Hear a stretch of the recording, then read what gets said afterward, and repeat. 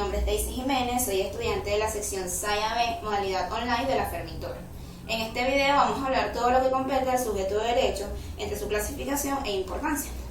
Cuando hablamos de sujeto de derecho nos referimos a todas las personas que ejercen sus derechos, que pueden ser las personas capacitadas jurídicamente, que puede ser también cualquier persona física. El sujeto de derecho es importante ya que sin él las regulaciones jurídicas no tendrían razón de ser, puesto que fue creado para imponer obligaciones y derechos para la organización de una vida social en armonía y óptima. El sujeto de derecho se clasifica en dos formas: las personas individuales y las personas colectivas. Las personas individuales son todas aquellas personas naturales que pueden ejercer derechos, y las personas colectivas son todas las personas jurídicas.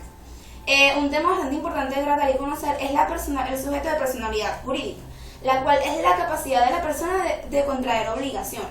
En nuestro derecho vigente, el sujeto de personalidad jurídica es todo individuo de especie humana, sin importar su sexo, edad, salud y situación familiar. Los requisitos importantes para la personalidad jurídica es tener capacidad de derecho, es decir, ser titular de derechos y obligaciones. Dentro de estos están los tres elementos, que es el estado de libertad, el estado civil y el estado de familia. También tenemos el otro requisito, que es la capacidad de derecho, que son las facultades que tenemos como persona para ejercer nuestros derechos. Bien, ¿cómo se clasifican las personas dentro del derecho? Las personas se clasifican de la siguiente manera: entre personas naturales y personas jurídicas. Las personas naturales son las personas individuales, las personas físicas, las personas simples y concretas. Las personas jurídicas son las personas colectivas, las morales, las abstractas y las complejas. Bien, hablamos sobre lo que es la existencia humana, que va desde el nacimiento hasta la muerte. Hay muchas teorías que arrojan que la existencia humana va desde la concepción. Por ejemplo, Casajos habla en su teoría que la personalidad humana y la existencia como tal empieza desde la concepción, y por ende la personalidad jurídica comienza desde dicho momento. Otras teorías aciertan que la personalidad y la existencia humana comienza desde el nacimiento, puesto que el hombre no tiene una personalidad independiente como tal antes de esto.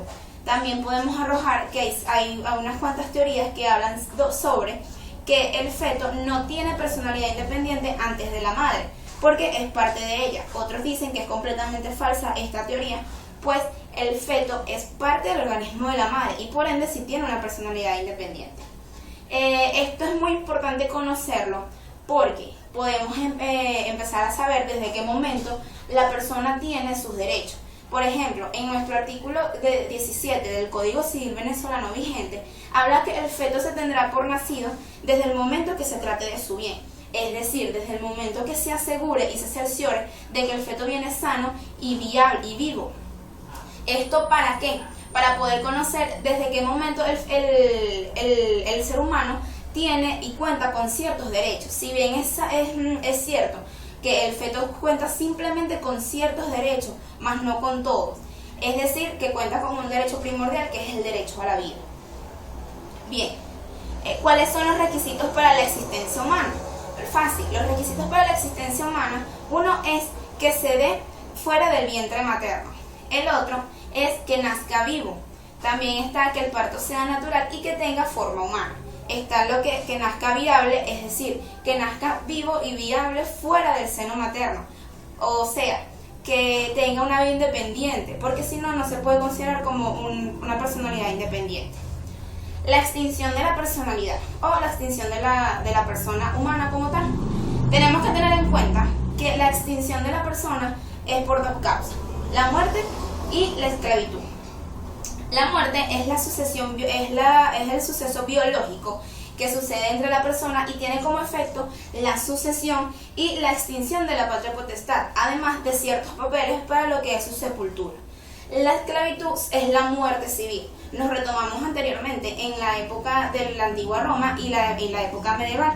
En la antigua Roma, la extinción de la muerte civil era si se era un esclavo como tal, ya que los esclavos no eran personas humanas, sino cosas o objetos que le pertenecían al Estado. Por ende, no contaban con una personalidad y era extinta su personalidad como tal. En la época medieval, mediante la la aparición de la institución de muerte civil, la extinción del Estado civil, de la personalidad como tal, se daba era mediante votos religiosos, y también si éste tenía ciertas condenas penales que requerían su extinción. Entonces podemos decir que la muerte es un suceso biológico a la persona de manera natural que trae como efectos jurídicos. Bien, dentro de la conclusión de nuestra exposición podemos decir que es importante como estudiantes de Derecho conocer todos estos temas, ya que sin ellos no podemos saber desde qué momento comenzamos a obtener derechos. Como habíamos hablado, desde la concepción podemos contar con ciertos derechos, que es el derecho a la vida. Como futuros abogados debemos conocer también cuáles son los derechos que armonizan nuestra sociedad. Gracias.